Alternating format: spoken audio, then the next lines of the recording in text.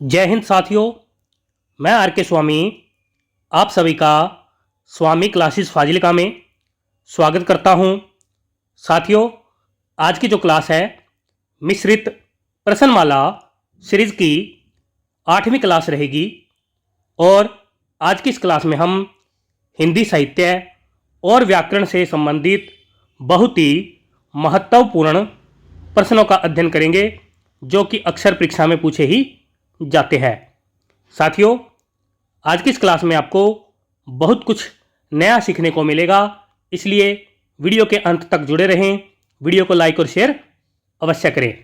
अगर आप हमारे YouTube चैनल पर नए हों तो चैनल को सब्सक्राइब करें, बेल आइकन को अवश्य दबाएं ताकि आप तक नई क्लास का नोटिफिकेशन पहुंच सके। वीडियो से संबंधित PDF प्राप्त करने के लिए हमारे टेलीग्राम चैनल को ज्वाइन करें, जहां पर आपको सभी वीडियो से संबंधित PDF प्राप्त हो जाएगी। तो शुरू करते हैं आज की क्लास। देखते हैं पहला क्वेश्चन। क्वेश्चन नंबर 1, नक्षत्र काव्य संग्रह किसका है? ए विकल्प में हैं राम कुमार वर्मा जी, बी विकल्प में हैं मीराबाई जी, सी विकल्प में हैं सुभद्रा कुमारी चौहान जी और डी विकल्प में हैं तुलसीदास जी। क्या उत्तर सही होना चाहिए? सभी साथी उत्तर देंगे। क्वेश्चन नंबर 1 का उत्तर जो साथी सी विकल्प को चुन रहे हैं बिल्कुल सही है, यानी कि यह काव्य संग्रह सुभद्रा कुमारी चौहान जी का माना जाता है। आगे देखते हैं next question. Question number 2, Ghasiram कोतवाल नाटक किसका है? ए विकल्प में हैं जयशंकर प्रसाद जी, बी विकल्प में हैं मैथिली शरण गुप्त जी, सी विकल्प में हैं डॉक्टर रामविलास शर्मा जी और डी विकल्प में हैं विजय तेंदुलकर जी। क्या उत्तर सही होना चाहिए? सभी साथी उत्तर देंगे। क्वेश्चन नंबर 2 का उत्तर जो साथी डी विकल्प को चुन रहे हैं बिल्कुल सही है, यानी कि यह नाटक विजय तेंदुलकर जी का माना जाता है। आगे देखते हैं नेक्स्ट क्वेश्चन। क्वेश्चन नंबर 3, उत्तरायण किसकी रचना है? ए विकल्प में हैं धर्मवीर भारती जी, बी विकल्प में हैं राम कुमार वर्मा जी, सी विकल्प में हैं मैथिली शरण गुप्त जी और डी विकल्प में हैं जयशंकर प्रसाद जी। क्या उत्तर सही होना चाहिए? क्वेश्चन नंबर 3 का उत्तर जो साथी बी विकल्प को चुन रहे हैं बिल्कुल सही है, यानी कि यह रचना राम कुमार वर्मा जी की मानी जाती है। आगे देखते हैं नेक्स्ट क्वेश्चन। क्वेश्चन नंबर 4, मनीषी की लोक यात्रा जीवनी किसकी है? ए विकल्प में है कविनाथ गोपीराज जी, बी विकल्प में हैं सुमित्रानंदन पंत जी, सी विकल्प में हैं जयशंकर प्रसाद जी और डी विकल्प में हैं विष्णु प्रभाकर जी। क्या उत्तर सही होना चाहिए? सभी साथी उत्तर देंगे। क्वेश्चन नंबर 4 का उत्तर जो साथी ए विकल्प को चुन रहे हैं बिल्कुल सही है, यानी कि यह जीवनी कविनाथ गोपीराज जी की मानी जाती है। आगे देखते हैं नेक्स्ट क्वेश्चन। क्वेश्चन नंबर 5, कविता की तीसरी आंख किसकी रचना है? ए विकल्प में हैं विष्णु प्रभाकर जी, बी विकल्प में हैं हरिवंश राय बच्चन जी, सी विकल्प में हैं प्रभाकर श्रोत्रिय जी और डी विकल्प में हैं सुमित्रानंदन पंत जी। क्या उत्तर सही होना चाहिए? क्वेश्चन नंबर 5 का उत्तर देंगे सभी साथी।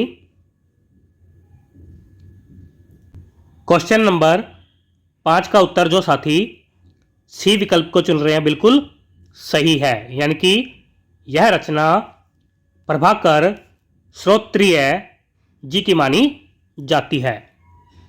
आगे देखते हैं नेक्स्ट क्वेश्चन। Question number 6। आचार्य रामचंद्र शुक्ल जी ने आरंभिक काल के जिन 12 ग्रंथों को प्रामाणिक माना है, उनमें से किन ग्रंथों का मूल रूप सुरक्षित नहीं है?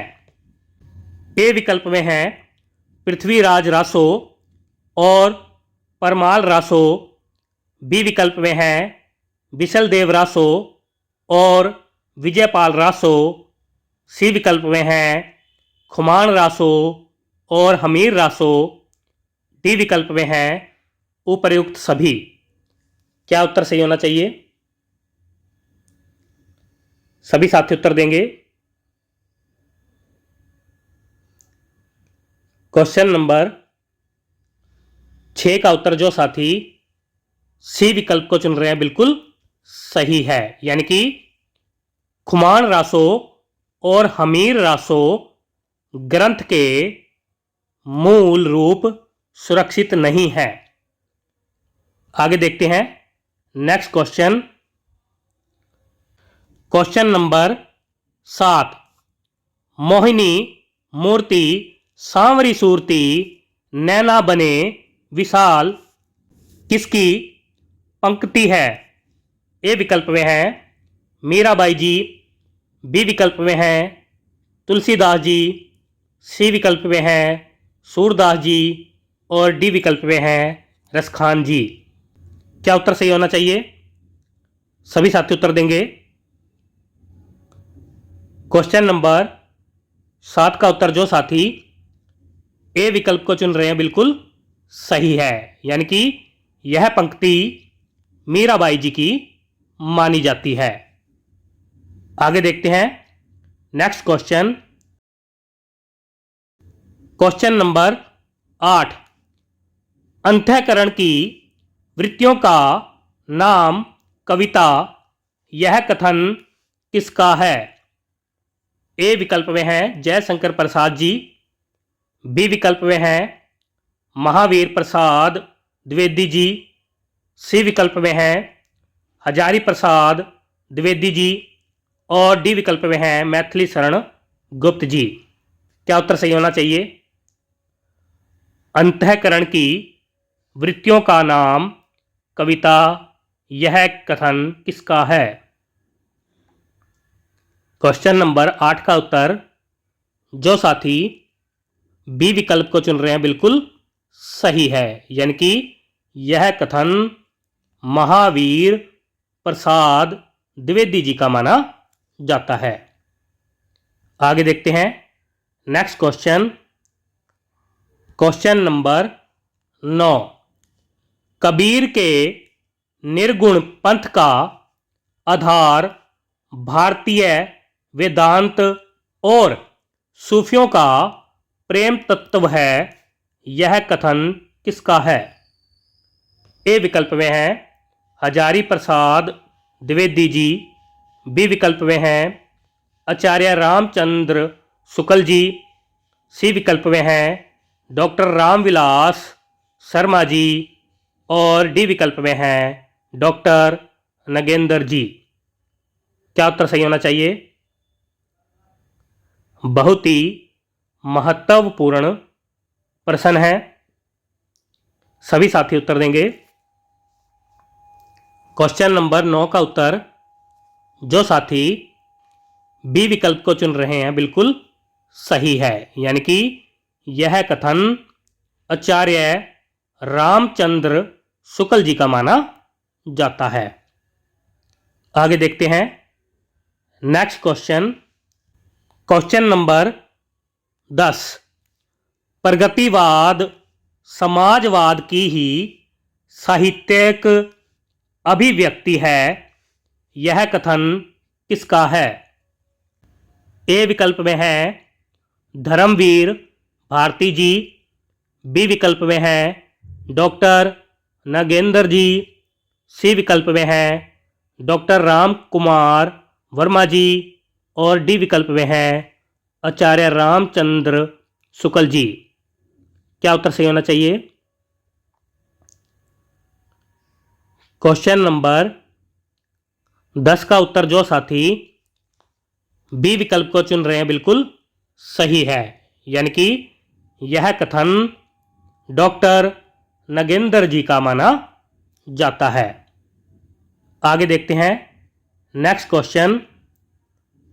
क्वेश्चन नंबर 11 है, कछुआ धर्म और उसने कहा था किसकी रचनाएं हैं?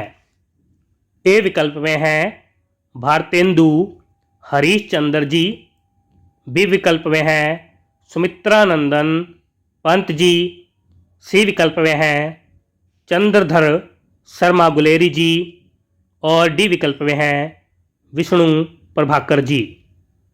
क्या उत्तर सही होना चाहिए?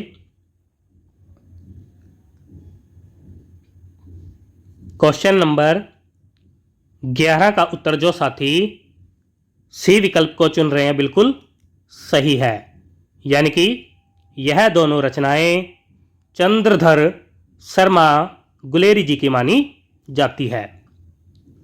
आगे देखते हैं नेक्स्ट क्वेश्चन। क्वेश्चन नंबर 12 है, रतिनाथ की चाची किसकी रचना है? ए विकल्प में है विष्णु प्रभाकर जी, बी विकल्प में है सुमित्रानंदन पंत जी, सी विकल्प में है नागार्जुन जी और डी विकल्प में है मैथिली शरण गुप्त जी। क्या उत्तर सही होना चाहिए? क्वेश्चन नंबर 12 का उत्तर जो साथी सी विकल्प को चुन रहे हैं बिल्कुल सही है, यानी कि यह रचना नागा अर्जुन जी की मानी जाती है। आगे देखते हैं नेक्स्ट क्वेश्चन। क्वेश्चन नंबर 13 है, हिंदी साहित्य की भूमिका किसकी रचना है? ए विकल्प में है आचार्य रामचंद्र शुक्ल जी, बी विकल्प में है हजारी प्रसाद द्विवेदी जी, सी विकल्प में है मैथिली शरण गुप्त जी और डी विकल्प में है महादेवी वर्मा जी। क्या उत्तर सही होना चाहिए? क्वेश्चन नंबर 13 का उत्तर जो साथी बी विकल्प को चुन रहे हैं बिल्कुल सही है, यानी कि यह रचना हजारी प्रसाद द्विवेदी जी की मानी जाती है। आगे देखते हैं नेक्स्ट क्वेश्चन। क्वेश्चन नंबर 14 है, तुलसीदास किसकी रचना है? ए विकल्प में है महादेवी वर्मा जी, बी विकल्प में है राम वृक्ष बेनीपुरी जी, सी विकल्प में है सूर्यकांत त्रिपाठी निराला जी और डी विकल्प में है मैथिली शरण गुप्त जी।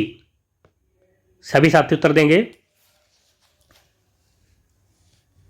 क्वेश्चन नंबर 14 का उत्तर जो साथी सी विकल्प को चुन रहे हैं बिल्कुल सही है, यानी कि यह रचना सूर्यकांत त्रिपाठी निराला जी की मानी जाती है। आगे देखते हैं नेक्स्ट क्वेश्चन। क्वेश्चन नंबर 15 है, निशा निमंत्रण किसकी रचना है? ए विकल्प में है रामधारी सिंह दिनकर जी, बी विकल्प में है विष्णु प्रभाकर जी, सी विकल्प में है हरिशंकर परसाई जी और डी विकल्प में है हरिवंश राय बच्चन जी। क्या उत्तर सही होना चाहिए? क्वेश्चन नंबर 15 का उत्तर जो साथी डी विकल्प को चुन रहे हैं बिल्कुल सही है, यानी कि यह रचना हरिवंश राय बच्चन जी की मानी जाती है। आगे देखते हैं नेक्स्ट क्वेश्चन। क्वेश्चन नंबर 16 है, मात्रा की दृष्टिकोण से दोहा छंद के ठीक विपरीत छंद होता है। ए विकल्प में है छप्या छंद, बी विकल्प में है सोरठा छंद, सी विकल्प में है रोला छंद और डी विकल्प में है कवित छंद। क्या उत्तर सही होना चाहिए? सभी साथी उत्तर देंगे। क्वेश्चन नंबर 16 का उत्तर जो साथी बी विकल्प को चुन रहे हैं बिल्कुल सही है, यानी कि दोहा छंद के ठीक उल्ट छंद सोरठा छंद होता है। दोहा छंद में 13, 11 मात्रा पर यति होती है और दोहा छंद के विपरीत सोरठा छंद में 11, 13 मात्रा पर यति होती है। सभी साथी याद कर लेंगे। आगे देखते हैं नेक्स्ट क्वेश्चन। क्वेश्चन नंबर 17 है, किस रस में सभी संचारी भावों को आत्मसात करने का सामर्थ्य होता है?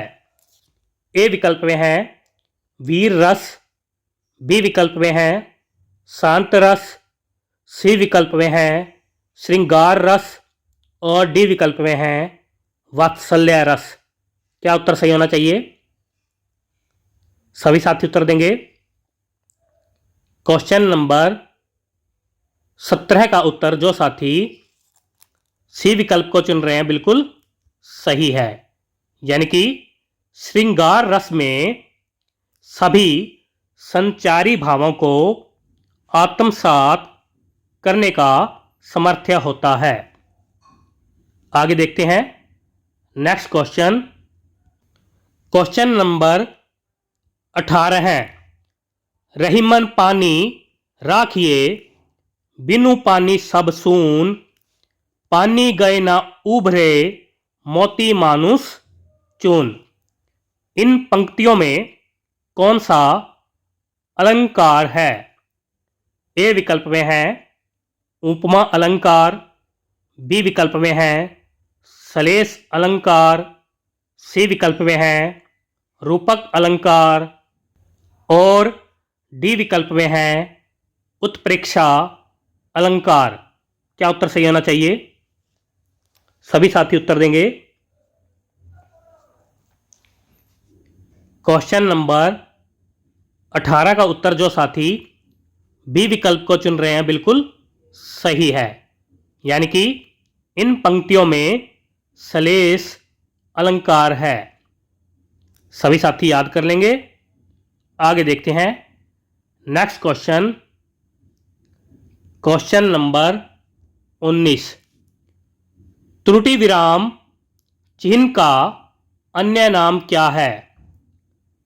ए विकल्प में है अल्प विराम, बी विकल्प में है हंस पद विराम, सी विकल्प में है लोप विराम और डी विकल्प में है पूर्ण विराम। क्या उत्तर सही होना चाहिए?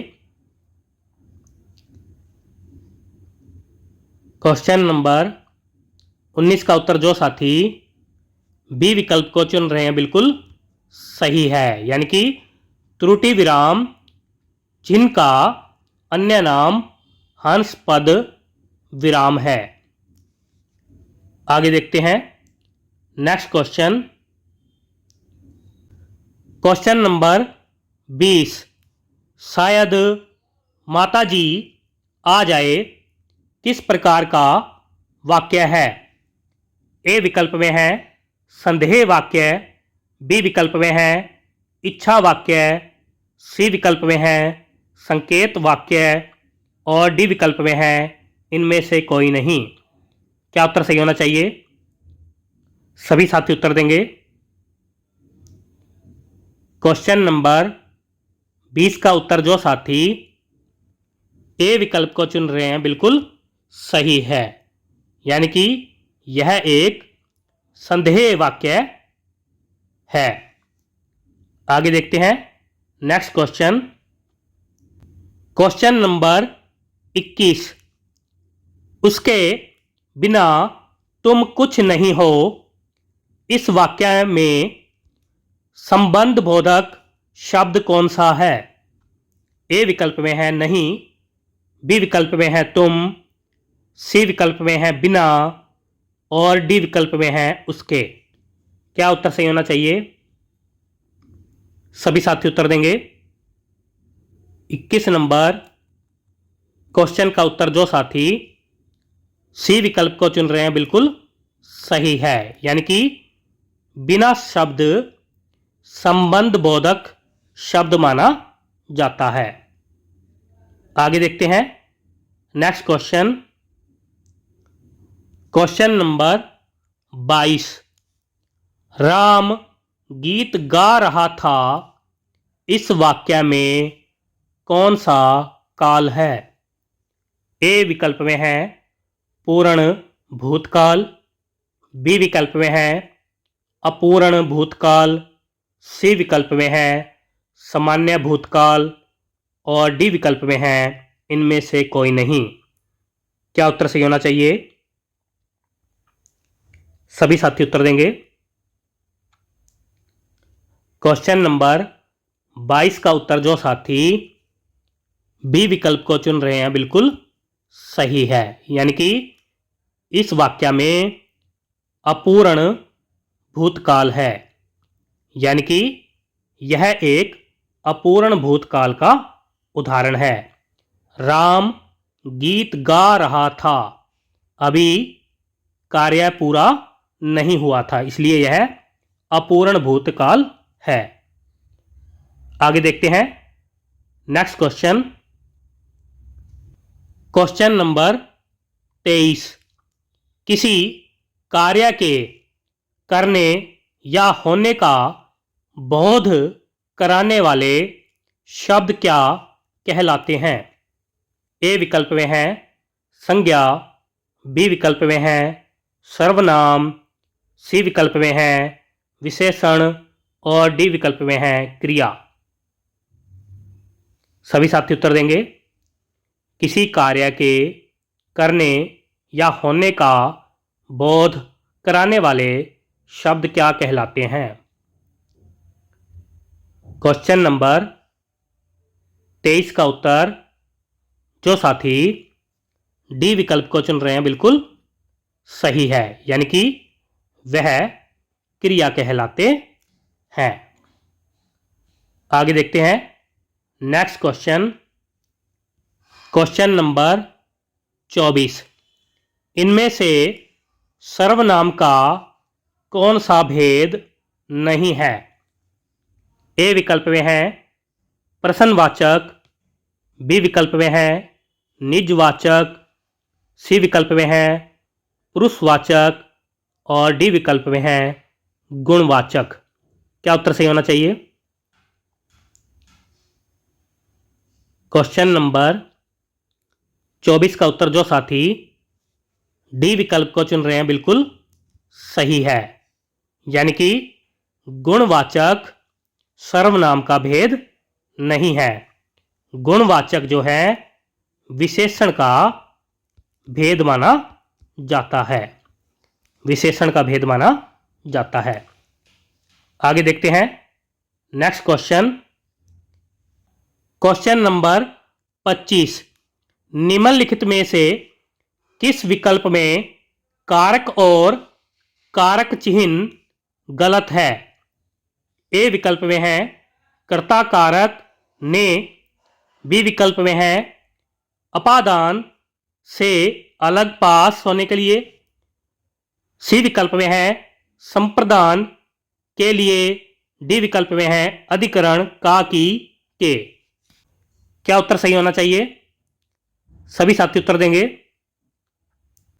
क्वेश्चन नंबर 25 का उत्तर जो साथी डी विकल्प को चुन रहे हैं बिल्कुल सही है, यानी कि अधिकरण कारक का चिन्ह जो है का की के नहीं होते हैं। अधिकरण का कारक चिन्ह में पर होता है।